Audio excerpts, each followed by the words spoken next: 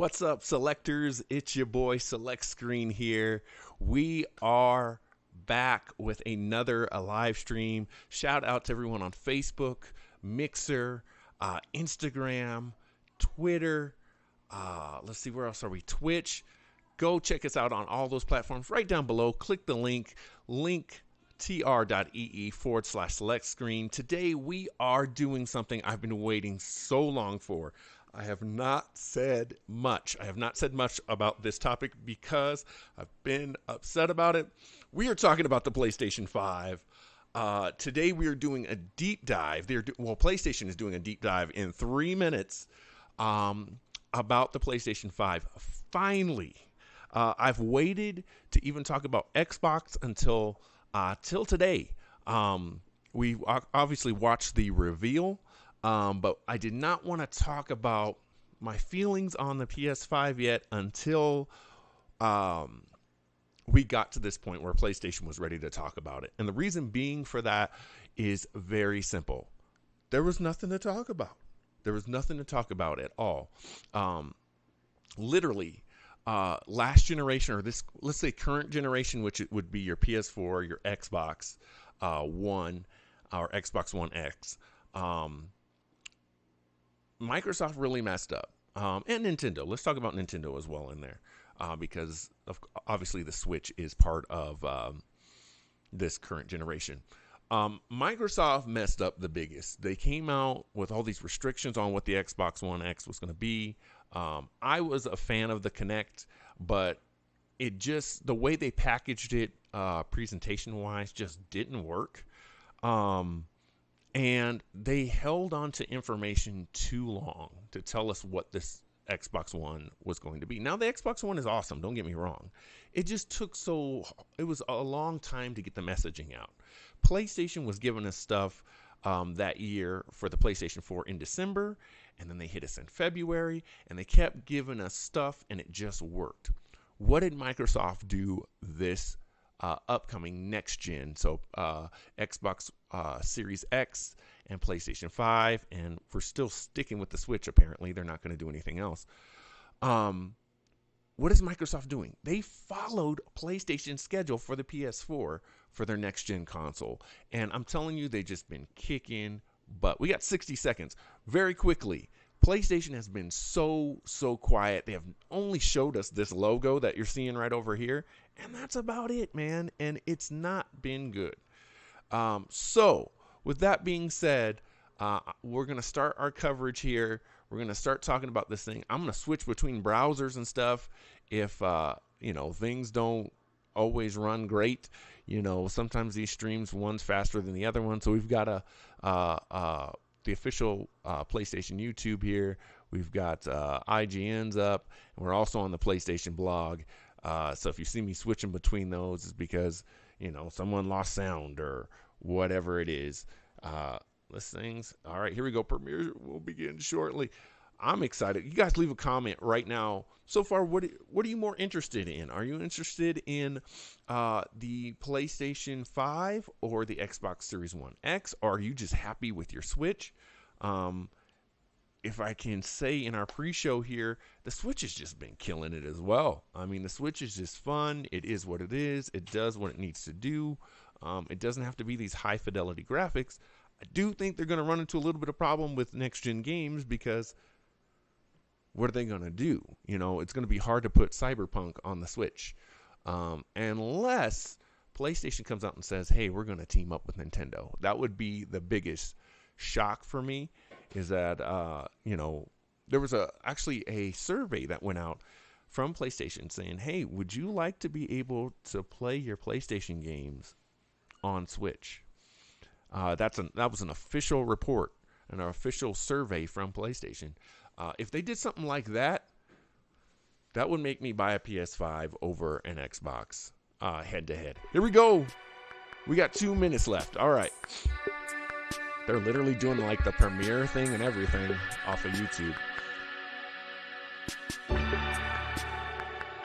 I'm excited for this, guys. I've been waiting for a long time. And to be really honest and frank with you, I was at the point of if Xbox would drop a price on me, I'm ready to pre-order the Xbox. I mean, the 12 teraflops is cool.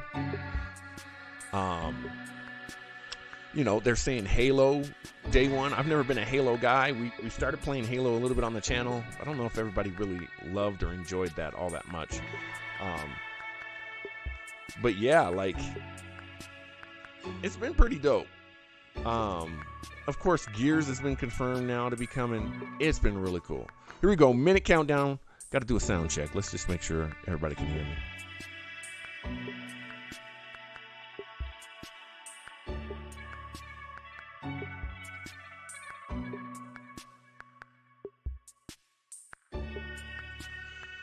So yeah, you guys let me know if you want to see more Halo, and all of that stuff. Obviously, like I said, Gears is getting they're getting a remaster of Gears 4. We're still playing through. I've beat Gears 1. I've basically beat Gears 2 before, but we've been doing it on stream, so hopefully you guys have been enjoying that. But today is PlayStation Day. It's about time. If you smell what the rock is cooking, it is about to go down. 10 seconds. My wife's laughing at me. You guys are probably wondering why I'm home. We all know this coronavirus thing is crazy. But shout out to my job for letting your boy stay home today. Let's go.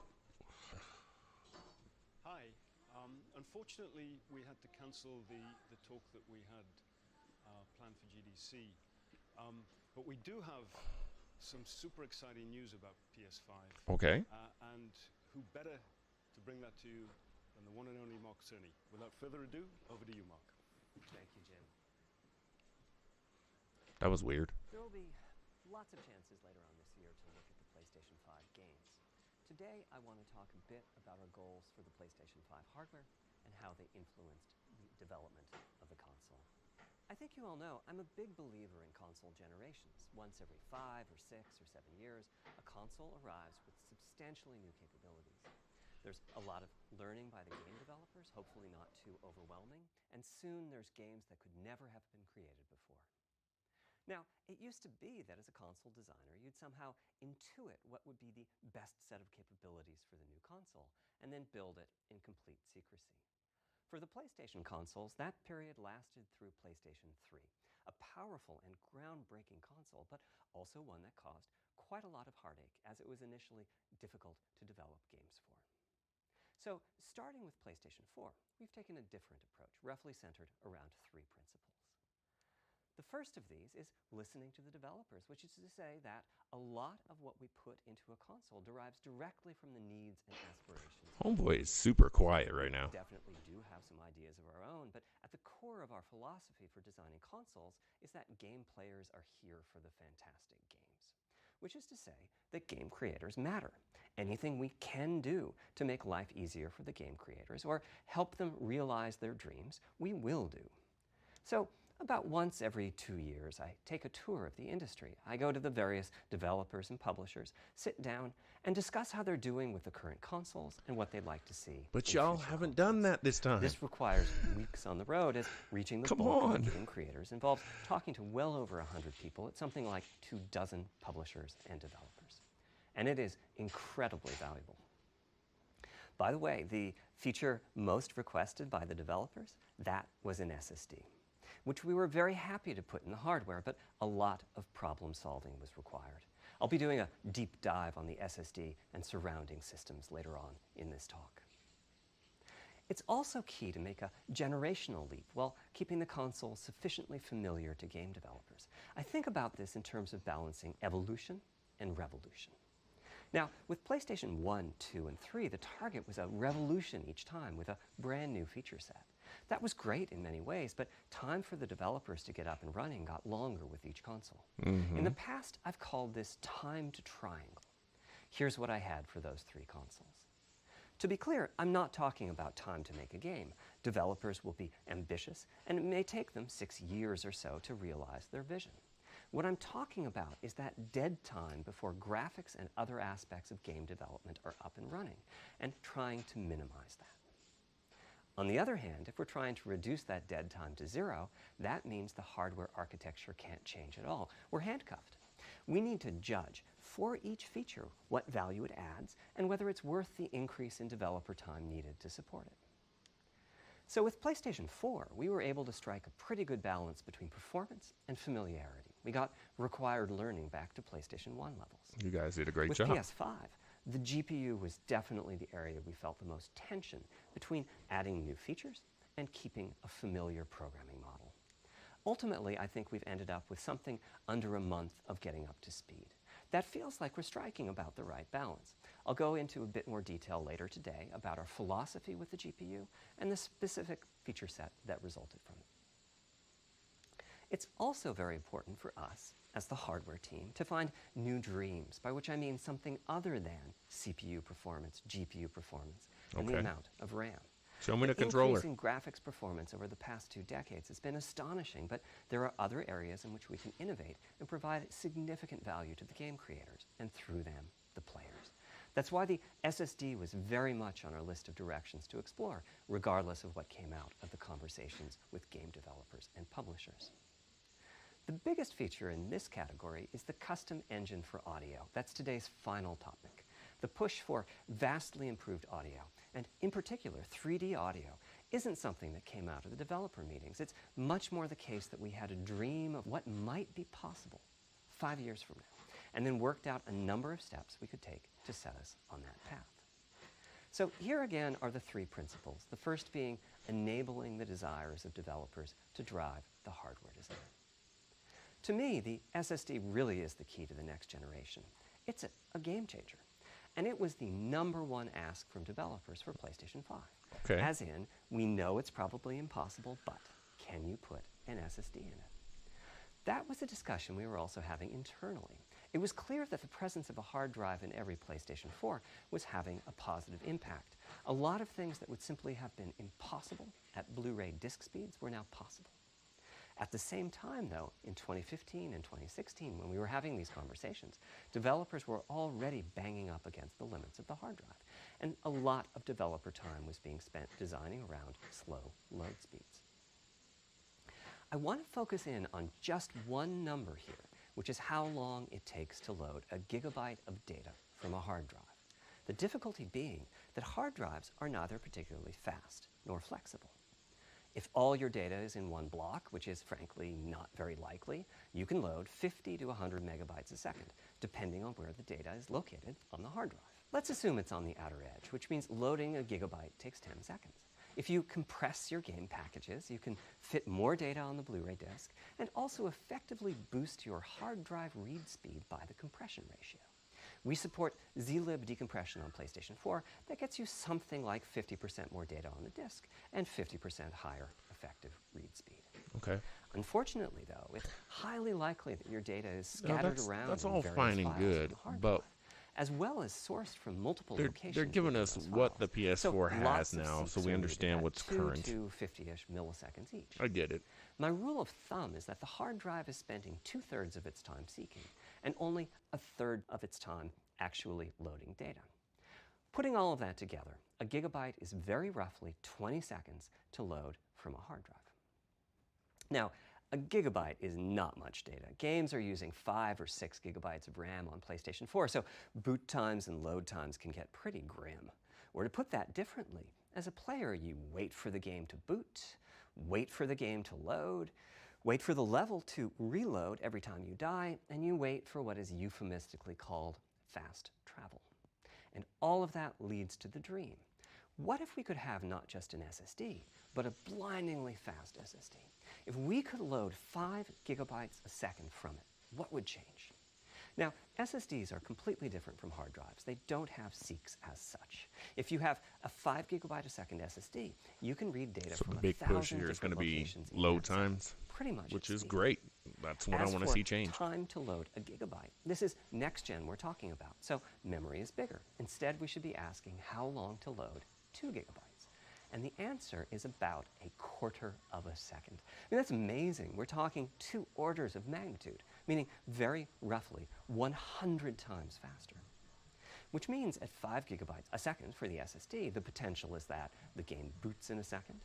There are no load screens. The game just fades down while loading a half dozen gigabytes and fades back up again. Same for a reload. You're immediately back in the action after you die. And fast travel becomes so fast it's blink and you miss it. As game creators, we go from trying to distract the player from how long fast travel is taking, like those Spider-Man subway rides, to Right. being so blindingly fast that we might even have to slow that transition down. Pretty cool, right? But for me, this is not the primary reason to change from a hard drive to an SSD. The primary reason for an ultra-fast SSD is that it gives the game designer freedom. Or to put that differently, with a hard drive, the 20 seconds that it takes to load a gigabyte can sabotage the game that the developer is trying to create. I think almost all of us in the room have experienced this, maybe in different ways. Say we're making an adventure game and we have two rich environments where we each want enough textures and models to fill memory, which you can do as long as you have a long staircase or elevator ride or a windy corridor where you can ditch the old assets and then take 30 seconds or so to load the new assets. Having a 30-second elevator ride is a little extreme. More realistically, we'd probably chop the world into a number of smaller pieces and then do some calculations with sight lines and run speeds like we did for Haven City when we were making Jack 2. The game is 20 years old, but not much has changed since then. All those twisty passages are there for a reason. There's a whole subset of level design dedicated to this sort of work, but still, it's a giant distraction for a team that just wants to make their game. It's a crazy So distraction. when I talked about the dream of an SSD, part of the reason for that 5 gigabyte a second target was to eliminate loads, but also part of the reason for that target was streaming. As in, what if the SSD is so fast that as the player is turning around, it's possible to load textures for everything behind the player in that split second. It's very If you figure Metal that Gear looking, it takes isn't it? half a second to turn, that's 4 What was that gigabytes noise? of compressed data you can load. That sounds about right for next gen. Anyway, back to the hard drive. Another strategy for increasing effective read speed is to make big sequential chunks of data. For example, we might group all the data together for each city block. That removes most of the seeks, and the streaming gets faster. But there's a downside too, which is that frequently used data is included in many chunks and therefore is on the hard drive many, many times. Marvel's Spider-Man uses this strategy, and though it works very well for increasing the streaming speed, there's a massive duplication as a result. Some of the objects like mailboxes or news racks are on the hard drive 400 times. What I'm describing here are things that cramp a creative director's style. Either level design gets a little bit boring in places, or the data is duplicated so many times that it no longer fits on the Blu-ray disc. And you end up with hard limits on the player's run speed or driving speed. The player can't go faster than the load speed from the hard drive. And finally, I'm sure many of you have noticed that after a patch download, the PlayStation 4 will sometimes take a long time to install the patch. It takes forever to That's do because Call when of Duty. just part of a file has been changed. The new data can be downloaded pretty quickly. But before the game boots up, a brand new file has to be constructed that includes the changed portion. Otherwise, every change would add a seek or two. Even so, you can occasionally see this happening on game titles. They start to hitch once they get patched enough. Absolutely. With an SSD, though, no seeks. So no need to make brand new files with the changes incorporated into them, which means no installs as you know them today. There's yet one more benefit, which is that system memory can be used much more efficiently. On PlayStation 4, game data on the hard drive feels very distant and difficult to use. By the time you realize you need a piece of data, it's much too late to go out and load it. So system memory has to contain all of the data that could be used in the next 30 seconds or so of gameplay. This is That super means a lot interesting. of the 8 gigabytes of system memory I didn't is realize idle. how It's much just it waiting took to there do this to stuff be behind the scenes. potentially used. On PlayStation 5, though, the SSD is very close to being like more RAM. Typically, it's fast enough that when you realize you need a piece of data, you can just load it from the SSD and use it. There's no need to have lots of data parked in system memory waiting to potentially be used. A different way of saying that is that most of RAM is working on the game's behalf. This is one of the reasons that 16 gigabytes of GDDR6 feels right for PlayStation 5. The presence of the SSD reduces the need for a massive intergenerational increase in size. So back to the dream of the SSD. Here's the set of targets. Boot the game in a second, no load screens, Design freedom, meaning no twisty passages or long corridors. Now, it's interesting that they're more saying game no on the load disk, more screens. game on the SSD. Xbox and is finally, saying reduce those time. patch installs go away. The reality, though, is that the SSD is just one piece of the puzzle. There's a lot of places where bottlenecks can occur in between the SSD and the game code that uses the data. You can see this on PlayStation 4. If I use an SSD with 10 times the speed of a standard hard drive, I probably see only double the loading speed, if that. For PlayStation 5, our goal was not just that the SSD itself be 100 times faster. It was that game loads and streaming would be 100 times faster. So every single potential bottleneck needed to be addressed. And there are a lot of them. Let's look at check-in and what happens when its overhead gets 100 times larger. Conceptually, check-in is a pretty simple process. Data is loaded into system memory from the hard drive or SSD. It's examined. A few values are tweaked to check it in, and then it's moved to its final location. At the SSD speeds we're talking about, that last part, moving the data, meaning copying it from one location to another, takes roughly an entire next-gen CPU core. And that's just the tip of the iceberg. If all the overheads get 100 times larger, that will cripple the frame rate as soon as the player moves, and that massive stream of data starts coming off the SSD. So to solve all of that, we built a lot of custom hardware, namely a custom flash controller and a number of custom units in our main chip. The flash controller in the SSD was designed for smooth and bottleneck-free operation, but also with games in mind. For example, there are 6 levels of priority when reading from the SSD. Priority is very important. You can imagine the player heading into some new location in the world and the game requesting a few gigabytes of textures. And while those textures are being loaded, an enemy is shot and has to speak a few dying words. Having multiple priority levels lets the audio for those dying words get loaded immediately. On one side, that flash controller connects to the actual flash dies that supply the storage. To reach our bandwidth target of 5 gigabytes a second, we ended up with a 12-channel interface. 8 channels wouldn't be enough. The resulting bandwidth we've achieved is actually 5.5 gigabytes a second. With a 12-channel interface, the most natural size that emerges for an SSD is 825 gigabytes.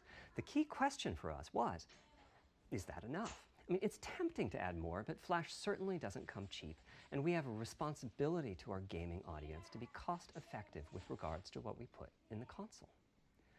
Ultimately, we resolved this question by looking at the play patterns of a broad range of Like the sound of gamers. cost-effective We right examined now. the specific games that they were playing over the course of a weekend or a week or a month, and whether that set of games would fit properly on the SSD.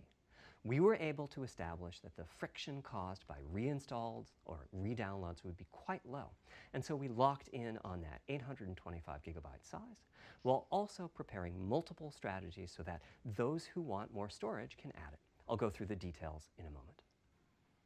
Back to the flash controller. On the other side, it connects to our main custom chip via 4 lanes of Gen 4 PCIe. And inside the main custom chip is a pretty hefty unit dedicated to I/O. Before we talk about what that does, let's talk compression for a moment. PlayStation 4 used zlib as its compression format. We decided to use it again on PlayStation 5, but on my 2017 tour of developers, I learned about a new format called Kraken from Rad Game Tools.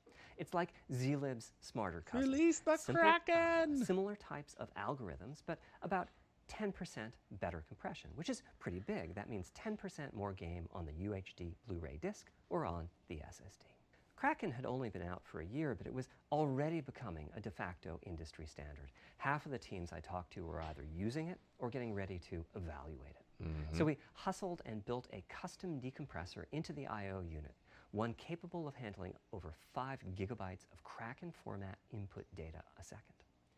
After decompression, that typically becomes 8 or 9 gigabytes, but the unit itself is capable of outputting as much as 22 gigabytes a second if the data happen to compress particularly well. By the way, in terms of performance, that custom decompressor equates to 9 of our Zen 2 cores. That's what it would take to decompress the Kraken stream with a conventional CPU. There's a lot more in the custom I/O unit, including a dedicated DMA controller. The game can direct exactly where it wants to send the data coming off of the SSD. This equates to another Zen 2 core or 2 in terms of its copy performance. Its primary purpose is to remove check-in as a bottleneck. There's 2 dedicated I/O coprocessors and a large RAM pool. These aren't Zen 2 cores. They're there principally to direct the variety of custom hardware around them. One of the coprocessors is dedicated to SSD I/O. This lets us bypass traditional file I/O and its bottlenecks when reading from the SSD. The other is responsible for memory mapping, which I know doesn't sound like anything related to the SSD, but a lot of developers map and remap memory as part of file I/O, and this too can become a bottleneck. There are coherency engines to assist the coprocessors. Coherency comes up a lot in places. Probably the biggest coherency issue is stale data in the GPU caches. Flushing all of the GPU caches whenever the SSD is read is an unattractive option. It could really hurt the GPU performance. So we've implemented a gentler way of doing things, where the coherency engines inform the GPU of the overwritten address ranges, and custom scrubbers in several dozen GPU caches do pinpoint evictions of just those address ranges. The best thing is, as a game developer, when you read from the SSD, you don't need to know any of this. You don't even need to know that your data is compressed. You just indicate what data you'd like to read from your original uncompressed file and where you'd like to put it, and the whole process of loading it happens invisibly to you and at very high speed. Back to the dream. Thanks to all of that surrounding hardware, our 5.5 gigabytes a second really should translate into something like 100 times faster I/O than PS4 and allow the dream of no load screens and super fast streaming to become a reality. Having said that, expandability of our SSD is going to be quite important. Flash is costly, and you may very well want to add storage to whatever we put in Yes, the we do console. want to add storage. Now, the kind of storage you need depends on how you're going to use it. If you have an extensive PlayStation 4 library and you'd like to take advantage of backwards compatibility to play those games on PlayStation 5, then a large external hard drive is ideal. You can leave your games on the hard drive and play them directly from there, thus saving the pricier SSD storage for your PlayStation 5 titles, or you can copy your active PlayStation 4 titles to the SSD. If your purpose in adding more storage is to play PlayStation 5 titles, though, ideally you would add to your SSD storage. We will be supporting certain M2 SSDs. These are internal drives that you can get on the open market and install in a bay in the PlayStation 5. As for which ones we support and when, I'll get to that in a moment. They connect through the custom I/O unit, just like our SSD does. So you don't have to get a proprietary SSD? I/O coprocessors. That's amazing, all the other because that's what features I was Xbox is doing. Here's the catch, though. That commercial drive has to be at least as fast as ours. Games that rely on the speed of our SSD need to work flawlessly with any M2 drive. When I gave the Wired interview last year, I said that the PlayStation 5 SSD was faster than anything available on PC. At the time, commercial M2 drives used PCIe 3.0, and 4 lanes of that cap out at 3.5 gigabytes a second. In other words, no PCIe 3.0 drive can hit the required spec. M2 drives with PCIe 4.0 are now out in the market. We're getting our how much is this going to cost? 4 or 5 gigabytes a second from them. By year's end, I expect there will be drives that saturate 4.0 and support 7 gigabytes a second. Having said that, we are comparing apples and oranges, though, because that commercial M2 drive will have its own architecture, its own flash controller, and so on. For example, the NVMe specification lays out a priority scheme for requests that the M2 drives can use. And that scheme is pretty nice, but it only has 2 true priority levels. Our drive supports 6. We can hook up a drive with only 2 priority levels, definitely, but our custom I/O unit has to arbitrate the extra priorities rather than the M2 drive's flash controller. And so the M2 drive needs a little extra speed to take care of issues arising from the different approach. That commercial drive also needs to physically fit inside of the bay we created with PlayStation 5. Well, let's see what it looks like, baby. Unlike internal hard drives, there's unfortunately no standard for the height of an M2 drive. And some M2 drives have giant heat sinks. In fact, some of them even have their own fans. Right now, we're getting M2 drive samples and benchmarking them in various ways. When games hit beta as they get ready for the PlayStation 5 launch at year-end, we'll also be doing some compatibility tests. At year-end, we're not getting a delay. Particular M2 drives isn't too foreign for the games to handle. Once we've done that compatibility testing, we should be able to start letting you know which drives will physically fit and which drive samples have benchmarked appropriately high in our testing. It would be great if that happened by launch, but it's likely to be a bit past it. So please hold off on getting that M2 drive until you hear from us. Okay. Okay, back to our principles. Balancing evolution and revolution is the second of them. This was definitely a recurring theme with the GPU. We need new GPU features and capabilities. If we only have more performance, it's not really a new generation of console. Of course, many of these capabilities result in more performance. That's part of why a PlayStation 5 teraflop is more powerful than a PlayStation 4 teraflop. But we aren't just looking for the performance. We also need the ability to do something with the GPU that could not have been done before. And we need higher performance per watt. Every time we double the performance of some GPU component, we don't want to find out we've doubled the power consumed and the heat produced. But at the same time, we have to make sure the GPU can run PS4 games, and we have to ensure that the architecture is easy for the developers to adopt. Now, backwards compatibility was handled masterfully by AMD. They treated it as a key need throughout the design process. Okay. As our solution to adding new features without blindsiding developers, we made sure that if there were new significant features, it would be optional to use them. The GPU supports ray tracing, but you don't have to use ray tracing to make your game.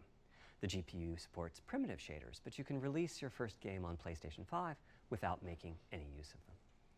Before I get into the capabilities of the GPU, I'd like to make clear 2 points that can be quite confusing. First, we have a custom AMD GPU based on their RDNA 2 technology. What does that mean? Okay.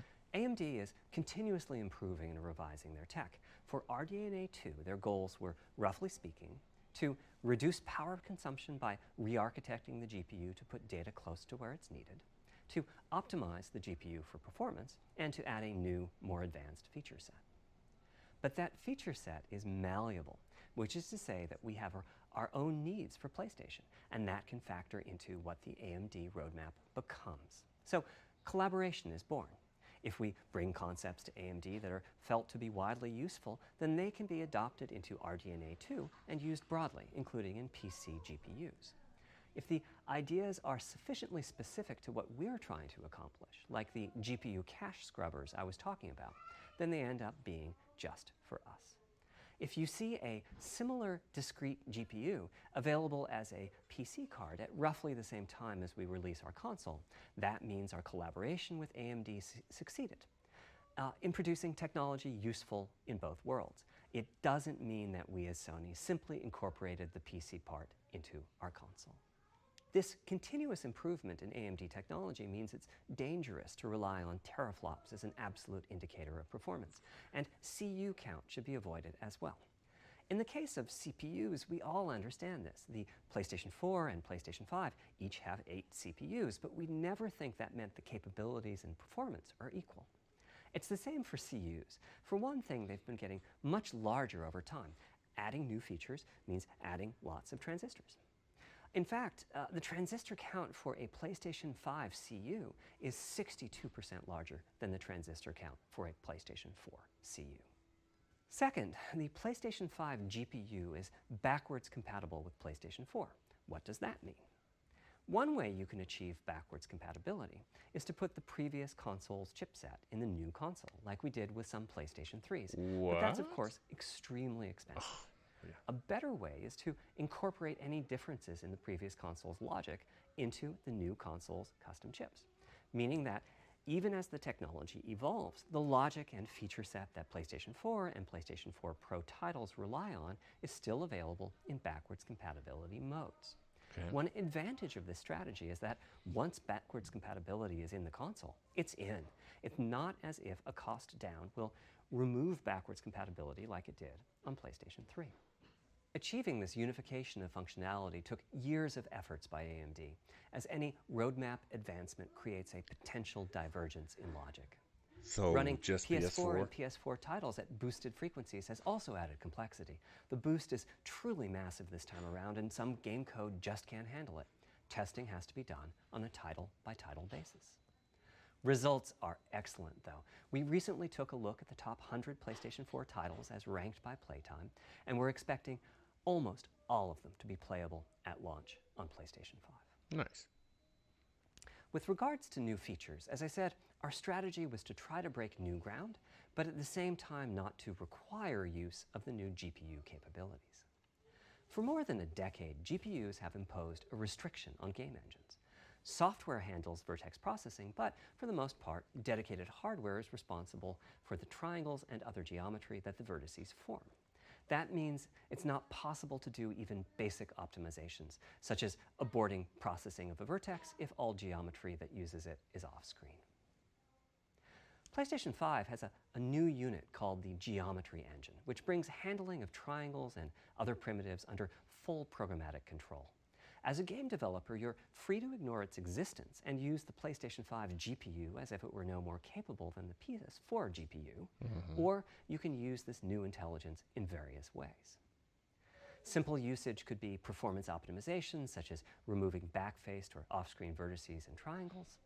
More complex usage involves something called primitive shaders, which allow the game to synthesize geometry on the fly as it's being rendered. It's a brand new capability. That's really cool.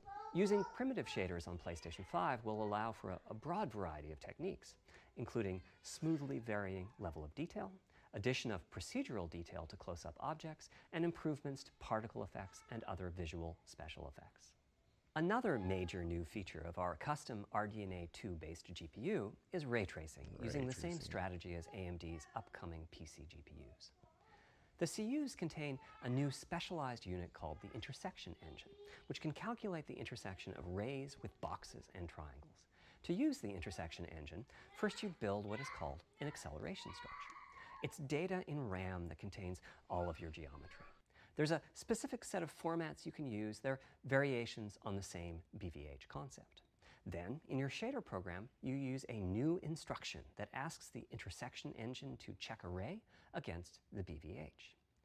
While the intersection engine is processing the requested ray triangle or ray box intersections, the shaders are free to do other work. Having said that, the ray tracing instruction is pretty memory intensive, so it's a good mix with logic-heavy code. There's of course no need to use ray tracing. PS4 graphics engines will run just fine on PlayStation 5, but it presents an opportunity for those interested. I'm thinking it'll take less than 1 million rays a second to have a big impact on audio. That should be enough for audio occlusion and some reverb calculations. With a bit more of the GPU invested in ray tracing, it should be possible to do some very nice global illumination. Having said that, adding ray-traced shadows and reflections to a traditional graphics engine could easily take hundreds of millions of rays a second, and full ray tracing could take billions. How far can we go? I'm starting to get quite bullish. I've already seen a PlayStation 5 title that's successfully using ray tracing-based reflections in complex animated scenes with only modest costs. Okay. Another set of issues for the GPU involved size and frequency. How big do we make the GPU, and what frequency do we run it at? This is a balancing act. The chip has a cost, and there's a cost for whatever we use to supply that chip with power and to cool it. In general, I like running the GPU at higher frequency. Let me show you why. Here's 2 possible configurations for a GPU roughly of the level of the PlayStation 4 Pro. This is a thought experiment. Don't take these configurations too seriously. If you just calculate teraflops, you get the same number. But actually, the performance is noticeably different because teraflops is defined as the computational capability of the vector ALU. That's just one part of the GPU. There are a lot of other units. And those other units all run faster. Big takeaways right now. The hard drive isn't proprietary, and rasterization goes 33% PS4 faster. again Processing will be the able command to run buffer on it goes natively. that much faster. The L2 and other caches have that much higher bandwidth, and so on. About the only downside is that system memory is 33% If you guys are away just in terms tuning of in, cycles. a lot of it has But been the technical large babble number right of now. benefits more than counterbalance that. As a friend of mine says, a rising tide lifts all boats. Also, it's easier to fully use 36 CUs in parallel than it is to fully use 48 CUs. When triangles are small, it's much harder to fill all those CUs with useful work. So there's a lot to be said for faster. assuming you can handle the resulting power and heat issues, which frankly, we haven't always done the best job at. Part of the reason for that is, historically, our process for setting CPU and GPU frequencies has relied on some heavy-duty guesswork with regards to how much electrical power games will consume and how much heat will be produced as a result inside of the console. Power consumption varies a lot from game to game. When I play God of War on my PS4 Pro, I know the power consumption is high just by the fan noise. But power isn't simply about engine quality. Of course, because when you play God of War, it sounds like the PlayStation 5 is an airplane. Dense geometry typically consumes less power than processing simple geometry. I was putting it very simply. I suspect why Horizon's map screen, with its low triangle count, makes my PS4 Pro heat up so much.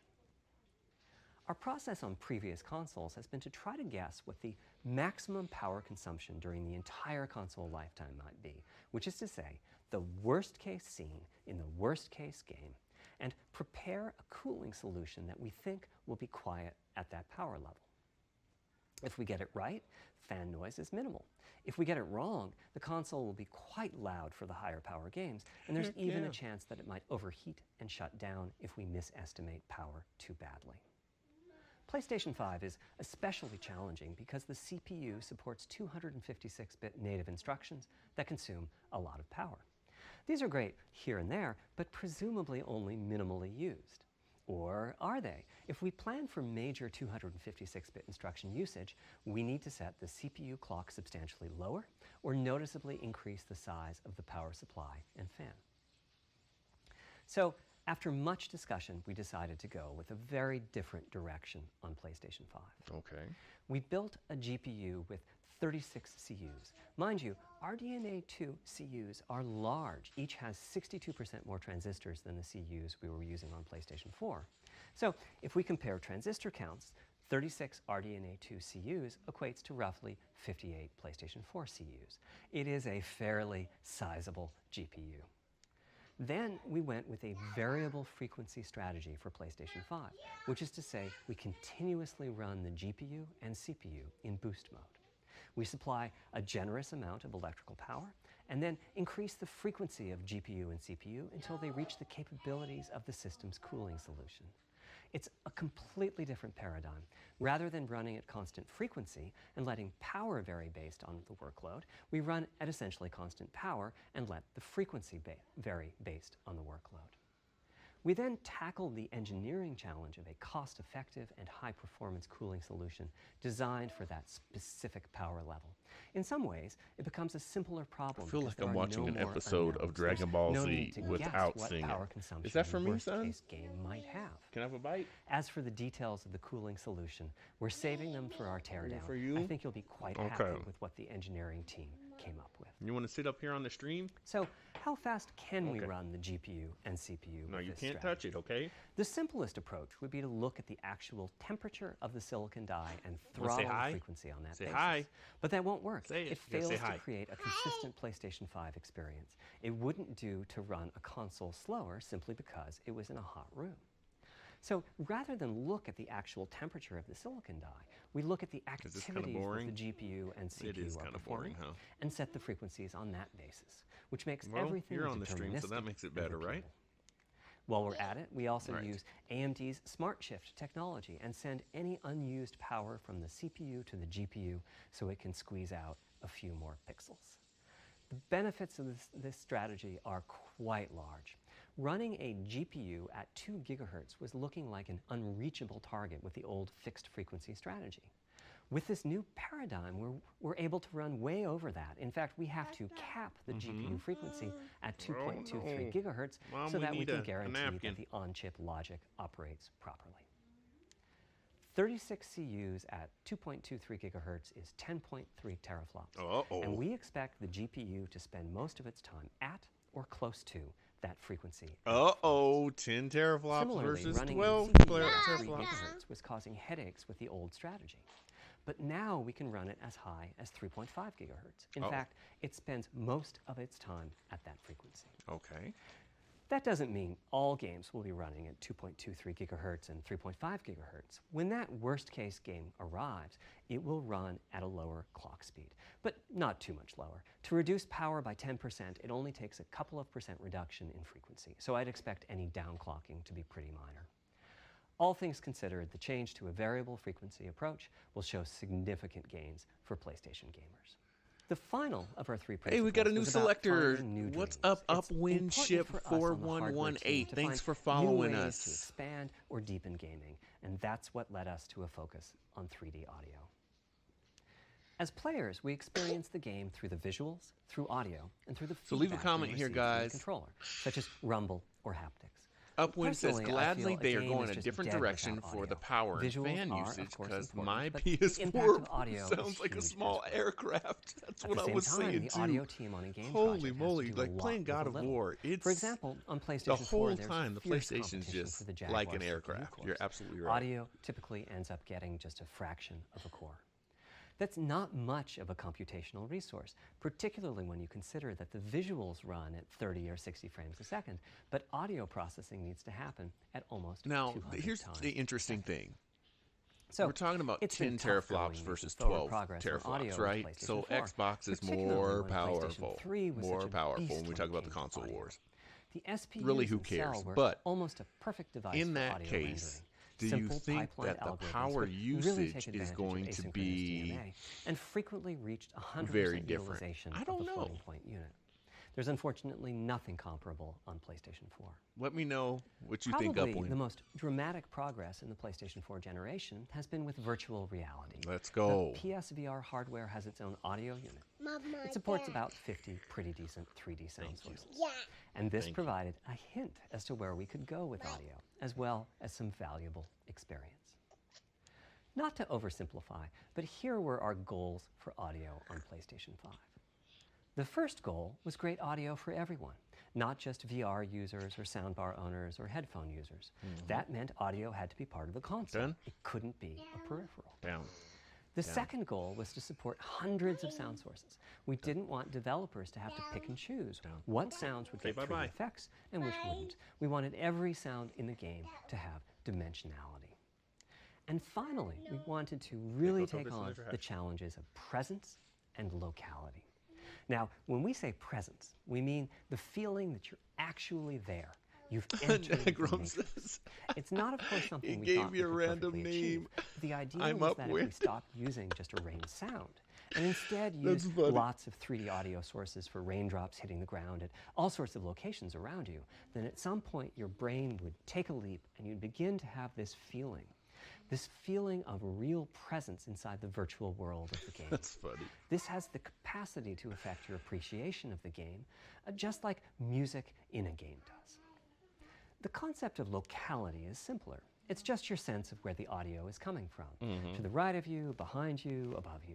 This can immerse you further in the game, and it can also directly enhance the gameplay. To use Dead Space as an example, I know, old school. You're fighting enemies in fairly dark, spooky locations. Right. Back in the day, if you played the game using the TV speakers, you could tell that there was one last enemy growling and hunting you down, but it was difficult to tell quite where that enemy was. With headphones, you could tell that the enemy was somewhere on the right, which lets you deduce, if you couldn't see it, that it must be somewhere behind and to your right. But with 3D audio with good locality, the idea is you know the enemy is precisely there, and you turn and you take it out. So, how do we know where a There's a sound lot is of coming death from in the this. first place? Well, all those bumps and folds in the ear have a meaning, evolutionarily speaking. Based on what direction the sound is coming from, sound waves bounce around inside the ear. Bro, there's are we some getting into constructive and evolution right destructive now? interference, Come and on. the result is a change in volume. The phase of the sound What you got also now? shifts, depending on what got some path food? the sound Come over wave here. took to reach the ear canal. These volume changes and wanna be back on the phase screen? shifts are different for each direction and also vary depending on the frequency of the sound. Head size and head shape also impact the sound in a similar fashion. The way that the sound changes, based on direction and frequency, can be encoded in a table called the Head-Related Transfer Function, or HRTF. Here's part of one. The vertical axis is the frequency. The The horizontal axis is the direction, front, back, left, right, and the color gives the degree of attenuation of the sound at that frequency. The HRTF is as unique to an individual as a fingerprint is. In fact, you're looking at mine right now. Okay. Here's how we measure an HRTF. We've taken hundreds of people through this. Again, I get this is for game we put developers. A I microphone understand. in the subject's left and right ear canals. But the public And wants to then know sit this the stuff. subject down How many in the middle of an teraflops? array 10. of 22 Great. speakers. Moving on. We then play 3D an audio. sweep Okay, from each speaker great. as we Moving rotate on. the subject. In the course of 10 or 20 minutes, we're able to sample the HRTF at over 1,000 locations. Using an HRTF when rendering audio creates unparalleled quality, but it's computationally expensive. The simplest way to use an HRTF is to process a sound source to make it appear as if it's coming from one of those 1,000 locations we sample. Unfortunately, the processing has to be done in frequency domain rather than time domain, so there's multiple fast Fourier transforms needed for every sound source for every audio tick. That's a lot of multiplies. This computational complexity was the determining factor for our strategy. It meant we had to bite the bullet and design and build a custom hardware unit for 3D audio. Collectively, we're referring to the hardware unit and the proprietary algorithms we run on it as Tempest 3D Audio Tech. The meaning of 3D audio and technology should be pretty obvious here. Whoa. As for Tempest, I feel it really reflects our goals with audio. It suggests a certain intensity of experience and also hints at your presence within it. We're calling the hardware unit that we built the Tempest engine. It's based on AMD's GPU technology. We modified a compute unit in it's a such modified a way as AMD to make chip. it very close to the SPUs in PlayStation Okay. 3. Remember when I said that they were ideal for audio? So the Tempest engine has no caches, just like an SPU. All data access is via DMA, just like an SPU. Our target was that it would have more power. Negrom says, than a what's the bit CPU, rate for the thanks to graphics? Yeah, you know, I parallelism may that have a missed GPU that. can achieve, and that it would be more efficient than our GPU thanks to the SPU-like architecture. The goal being to make possible near 100% utilization of the CU's vector units. Where we ended up is a unit with roughly the same SIMD power and bandwidth as all 8 Jaguar cores in the PlayStation 4 combined. If we were to use the same algorithms as PSVR, that's enough for something like 5,000 sound sources. But of course, we want to use more complex algorithms, and we don't need anything like that number of sounds. It would have been wonderful if a simpler strategy, such as using Dolby Atmos peripherals, could have achieved our goals, but we wanted 3D audio for all, not just those with licensed soundbars or the like. Also, we wanted many hundreds of sound sources, not just the 32 that Atmos supports. And finally, we wanted to be able to throw an overwhelming amount of processing power at the problem. And it wasn't clear what any peripheral might have inside it. Sounds like they're trying to do In fact, custom with the audio. Tempest engine, we've even Just got give enough me power that we Atmos, can like allocate Atmos some has to the been games, out, it's been to done. the extent that games want to make use of convolution reverb and other algorithms that are either computationally expensive or need high bandwidth. Because but the primary you got to purpose of think the developers are Tempest going to engine develop remains 3D for audio.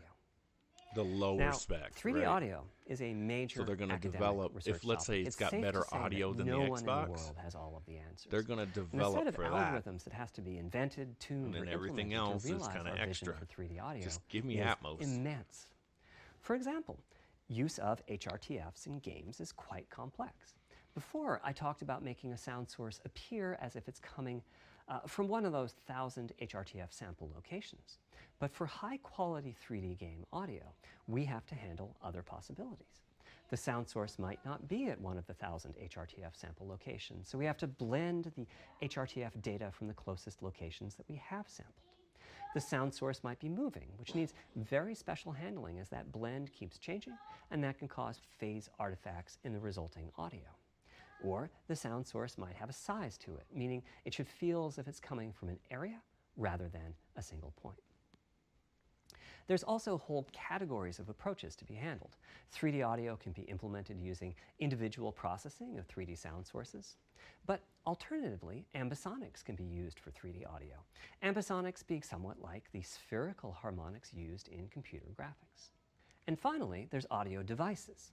The player might be using headphones I see or what TV you're saying about speakers, those or have a silhouettes. That's higher-end really surround sound weird. setup with 6 or more speakers. Those are not all real of which people in need those different front approaches. rows. That's a lot of variations. It's nice to have the You know, it's computational like, resources of the what the Tempest heck? engine, but it's clear that achieving our ultimate goals with 3D audio is going to be a multi-year, step-by-step process. Having said that, headphone audio implementation is largely complete at this time. It was a natural place for us to start. With headphones, we control exactly what each ear hears, and therefore the algorithmic I development think my and implementation PlayStation are more straightforward. official headphones For support TV 3D audio. speakers and stereo speakers, we're in the process of implementing virtual surround sound. The idea being that if you're sitting in a sweet spot in front of the TV, then the sound can be made to feel as if it's coming from any direction, even behind you. Virtual surround sound has a lot in common with 3D audio on headphones, but it's more complex because the left ear can hear the right speaker and vice versa. Right. We have a basic implementation of virtual surround sound up and running. We're now looking at increasing the size of that sweet spot, which is to say, making the area you need to be in to feel the 3D effect larger, and we're also working to boost the sense of locality. Headphone audio is the current gold standard for 3D audio on PlayStation 5, but we're going to see what we can do to bring virtual surround sound to a similar level, after which we'll start in on setups with more speakers, such as 6-channel surround sound. It's now to the point where some of the PlayStation 5 games in development are extensively using these systems. One of the game demos allows you to toggle between conventional PlayStation 4 style stereo audio and our new 3D audio. I listened with just an ordinary pair of over-the-ear Nagrom says, I think headphones, the and audio is pretty good wow, now. I can What's feel the a thing difference. going to look 3D like? audio has that dimensional feel to it. Conventional stereo audio feels That's what I'm saying. smash You're flat talking by about comparison. drives and putting a The drive in this thing. improvement is obvious. Show us what the back of So, this thing a at big least looks advancement, like. But have I You're like, entered the well, there's matrix? different Does my heights and brain whatever, but believe you should I'm know really the there? height of your Like console I by was talking now. about earlier when I explained our That's target what's of scary presence. to me about this. Well, the answer is Xbox no. is like, But here, you've this is what it probably looks caught like. on to This what's is it. missing here, namely whose HRTF was being used. It wasn't mine. It was the default HRTF. The audio team analyzed This is the going to be a hundreds that they measured failure and chose the again for one they felt was the PlayStation closest unless fit they to show the total box at the gameplay end of this audience. thing. If they This show the shows box, a piece of the default great. HRTF on the left and my HRTF on the right. You can see that the general features are much the same, but the details are quite different. With the default HRTF, as I said, the 3D audio sounds pretty great. When I use my HRTF, though, the audio reaches a higher level of realism, which is to say that when using headphones and my HRTF, I occasionally get fooled and even think a sound is coming from the real world when it's actually coming from the game. A corollary to this is that there are a few people whose HRTFs are sufficiently far from the default HRTF, that's the red dot here, that they can toggle between PS4 style and PS5 style audio and not sense much difference. I've had a few people describe the PlayStation 5's 3D audio as sounding like a bit better stereo audio. Presumably they're the ones at the very edges of this diagram. Which means what HRTF you're using Nagrom is says you're absolutely right. I'd like show the everyone box. to be able to experience what I'm experiencing, but obviously it's not possible to measure the HRTF of every PlayStation user. That means HRTF selection and synthesis are going to be big topics going forward as the Tempest technology matures. He looks At like PlayStation an 5 actor launch, to we'll me. be I offering a can't choice of think 5 of the guy's HRTFs. name. There's a simple test where you pick the one that gives you the He's best got locality. his voice is That's just familiar the first to step, someone though. else This too. is an open-ended research topic. Maybe you'll be sending us a photo of your ear, and we'll choose a neural network to pick the closest HRTF in our library. What? Maybe you'll be sending us a video of your ears and your head, and we'll make a 3D model of them and synthesize the HRTF. Maybe you'll play an audio game to tune your HRTF. We'll be subtly changing it as you play and home in on the HRTF that gives you the highest score, meaning that it matches you the best. This is a journey we'll all be taking together I'm over not the sending next you few a picture years. of my ear, Ultimately, bro. we're That's committing weird. to enabling This is everyone to weird. experience that next level of realism. Hopefully, I've been able to illustrate a bit about our design and Nagrom decision-making says process maybe today, we'll get and a why face PlayStation scan right 5 with has this the feature generation. set that it does. Now comes the fun part. We get to see how the development Dana community Carvey, that's takes who I was advantage thinking that of. Dana feature set. Carvey, that's exactly I'm it. hoping for the completely unexpected. Will it come from audio, ray tracing, the capabilities of the SSD, or something else?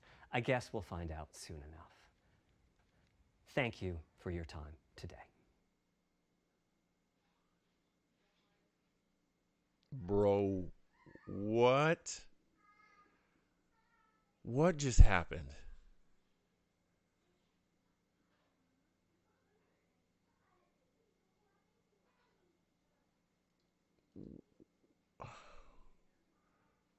What just happened?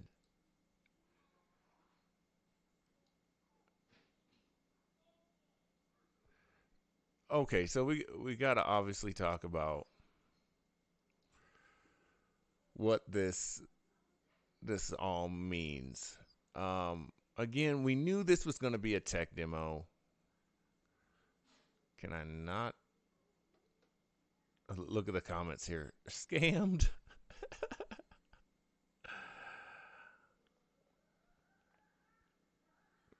I saw another comment. Plot twist. They're actually going to start teaching school through PlayStation. Um, can we not watch that again? Not that we want to.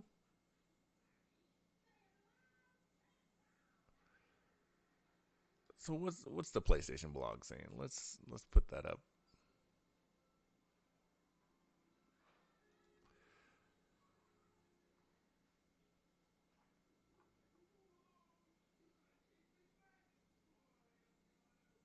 Um okay, so again, we knew they were going to talk about their architecture.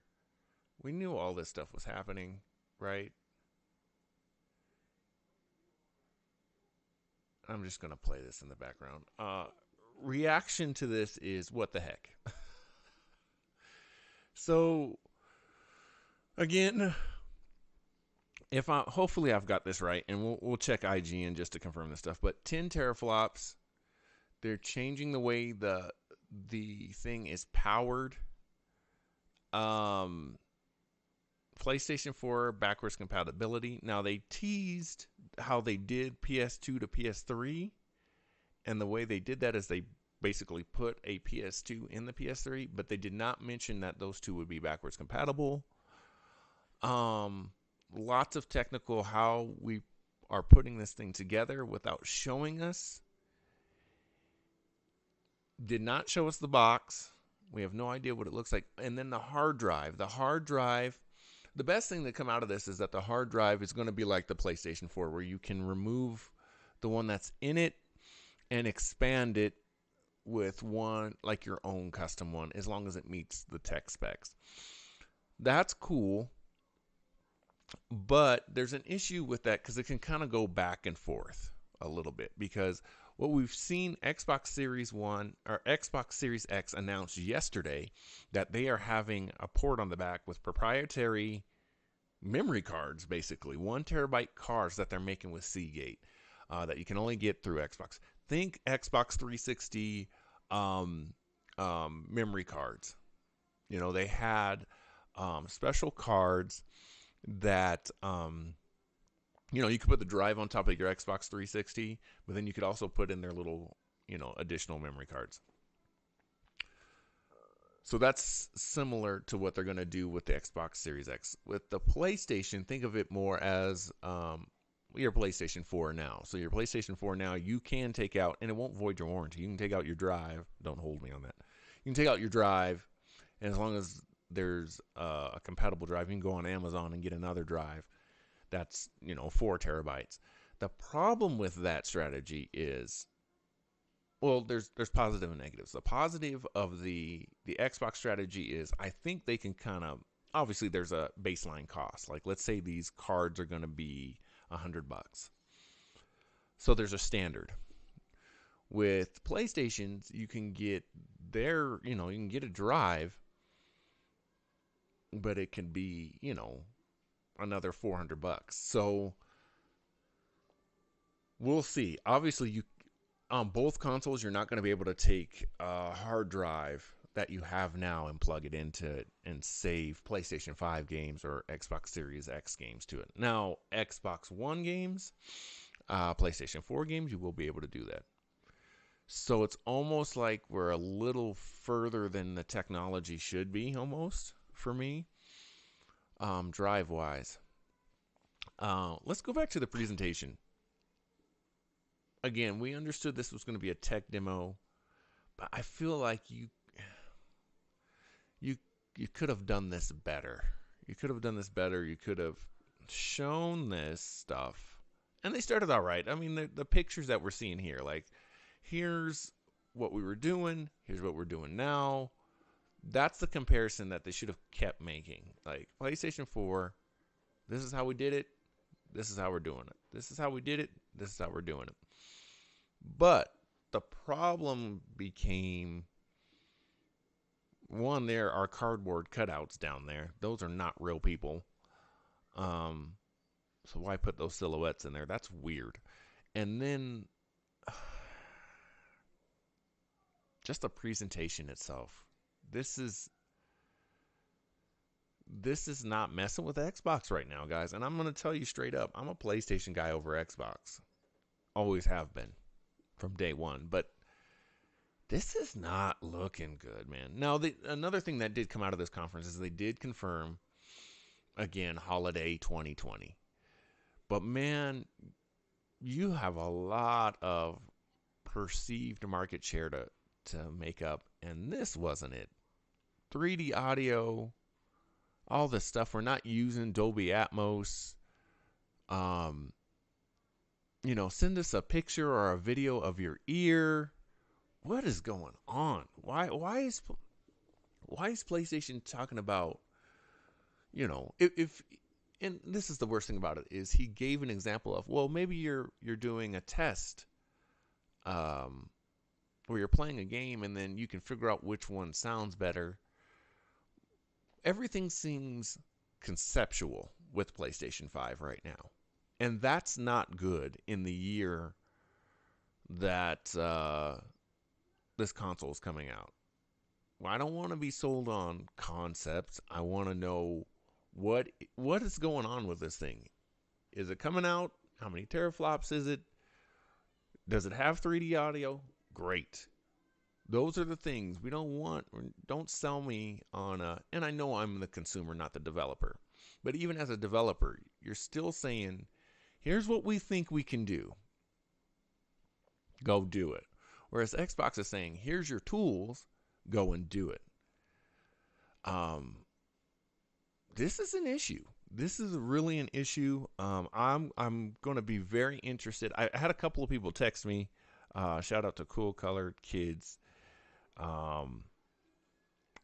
for sending me a message. And basically he was saying, this is super whack. Like, what is going on? And so, I don't know, guys. I don't know. I was a little bit nervous for PlayStation because they had not really said much.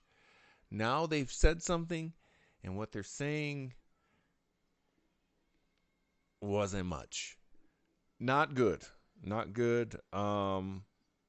Interested. Let's see if we can find a couple of reactions here on our Twitter as well. Xbox is just like, oh, hey, by the way, here's some more stuff. Mark Julio on Twitter says, I'm sorry, and he's got the guy from Wayne's World. Negrom says, for sure, seemed to say maybe a lot, and he said this is a journey we are taking together. This ain't a journey for y'all. Y'all make the path. 100, man. 100. Like, what are we doing? And then here's the other thing. Okay, IGN saying Sony says PS5 will be able to play almost all of the 100 most played PS4 games at launch. Huh. So it's not even 100% backwards compatible. They didn't say if that's with the discs. The big thing is the PlayStation 5 will not have the same long install times as the PS4. So when you're putting in your game, you're not going to have these installs that take forever. Okay, cool. Game Informer is confirming the tech specs. So here we go. 8 times Zen 2 core at 3.5 gigahertz for the CPU. The GPU, and again, this is why they should have said this before. Their GPU is 10.28 teraflops, with variable frequency, 36 CUs at 2.23 gigahertz. I don't totally understand all of that. What I do understand is you're announcing this after Xbox has already said 12. Not great. GPU architecture is a custom RDNA2. Memory interface is 16 gigabyte GDDR6 at, I think Nagron was asking this. It's 256 bits, okay, for the memory. Memory bandwidth is 448 gigabytes per second. Internal storage. Now, again, this is weird to me. Internal storage. It's a custom 825 gigabyte SSD. Huh? What? 825? And here's the thing about 825 gigabytes. I'm venturing to guess that is before that's the drive size. That's not when you put all of the extra stuff on it. So the user interface, all of that stuff, you're not going to have 825 gigabytes. Gigabytes, bro?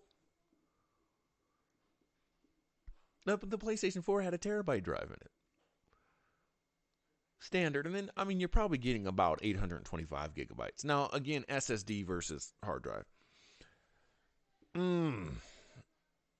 I/O throughput, 5.5 gigabytes per second raw. Expandable storage, and NVMe SSD slot. So there's your expandable storage.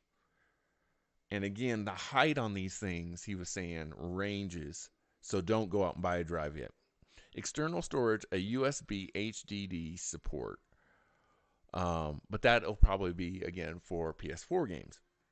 And then the optical drive. Now, this is huge. This is a positive here. Optical drive will be a 4K UHD Blu-ray drive. Thank you. Why did the PS4 not have a Blu-ray drive or a UHD Blu-ray drive?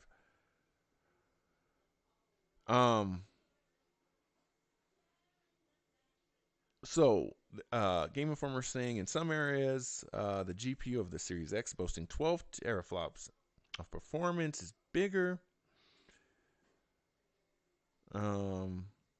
And how it's used.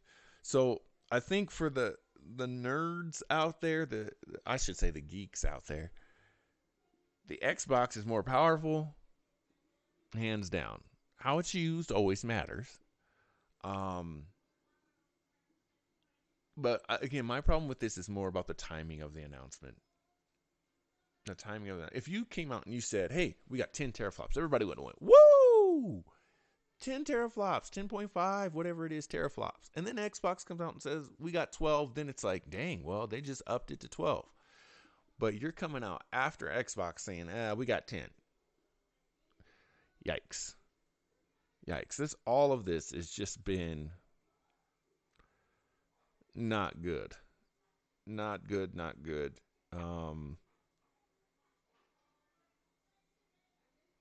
One person put it, Xbox is more powerful, PlayStation is faster. So, and that's another interesting thing. I will say that, is that Xbox has said that their loading times will be drastically reduced. Right? PlayStation hasn't officially said no load times, and that they may have to slow down or actually almost create load times just so it feels right. So that's a big thing. But how? How are you showing that? What does that actually mean? Again, Xbox came and they showed, there's a tech demo right now. I wonder, you know what? I'm not going to show, I'm going to tell. Let's look at, in contrast, see if I can pull this up real quick. Some of these tech demos from Xbox. This is what we should have got today from PlayStation.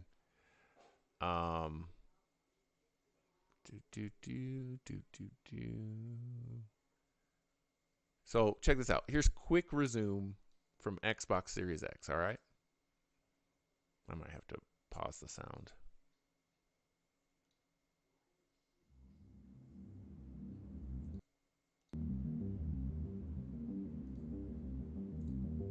This is what you show. Quick resume. So we're jumping into Forza 7. Now, again, these are Xbox Ones. There's a suspended state. You're in the game. I thought that was a silhouette of the Xbox. Then you jump into this, what is it, Ori game.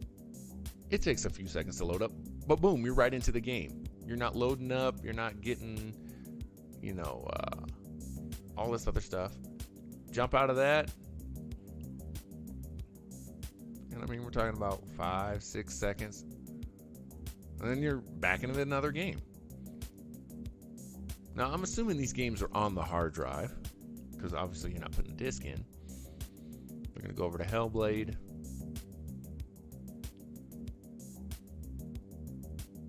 Less waiting, more playing. You see what I'm saying? They're showing here.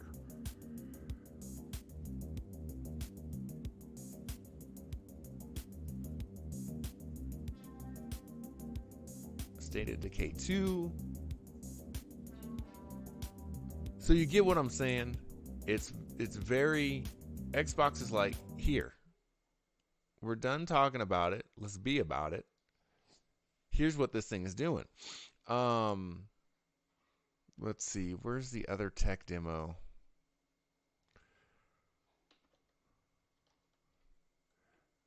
Another thing that Xbox has confirmed is that, like, let's say you do a hardware or a software update, those saves are still there.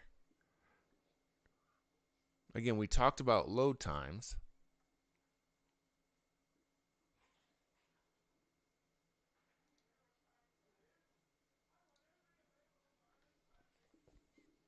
This is a real time. This is real time here.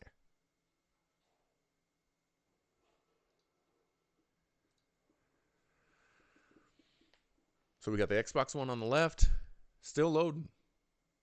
Xbox Series X. We're in the game.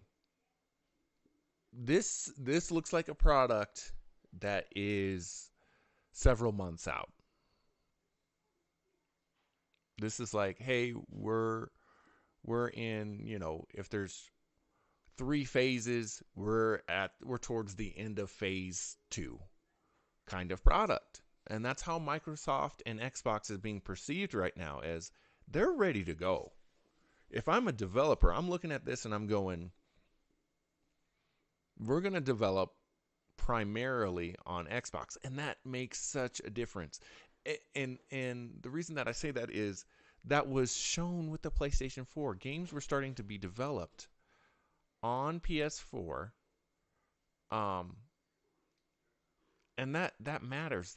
That matters to the consumers as well, because the game runs smoother when you develop for that. So, for instance, if you develop a game on PC, historically, and every game's basically developed on PC, right? But you get what I'm saying. It's, if you're developing it for Xbox and then porting it to PlayStation, there's always a little bit of it's not as good. Usually the frames per second are not as good. That's some of the struggles Nintendo runs into a lot, is not a lot of people are developing for Switch and then porting it to PlayStation. You see NBA 2K, we're a big sports channel, right? That's developed for Xbox One and PlayStation 4, and then moved over to Switch, and it's downgraded and blah, blah, blah, blah, blah. Lots of problems there. And for some reason, Sony that's where they're at. I don't know why. I can't tell you. I don't know if they got started late. It almost to me seems like cockiness. And that's what's really bad about all of this, is that it's like, well, we did great with PlayStation 4. And it's like, okay, but I'm telling you, it might be in July, but come November, the PlayStation 4 dies in the minds of lots of gamers. vast majority, and this is just real talk, real speak, is that when that PlayStation 5 comes out, or when the Series X comes out, I'm not looking at buying another PlayStation 4. So what you did with PlayStation 4 doesn't matter to me. And that's kind of the approach Sony is like hanging their hat on. It's like, well, we did so great with PlayStation 4. You did. So why are you not doing that with PlayStation 5? Unless you got more for us tomorrow, which I doubt.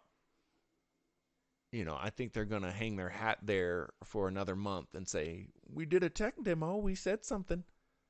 No, you showed me lower specs than the Xbox, and you showed me, yes, it might be faster, but you didn't show me that.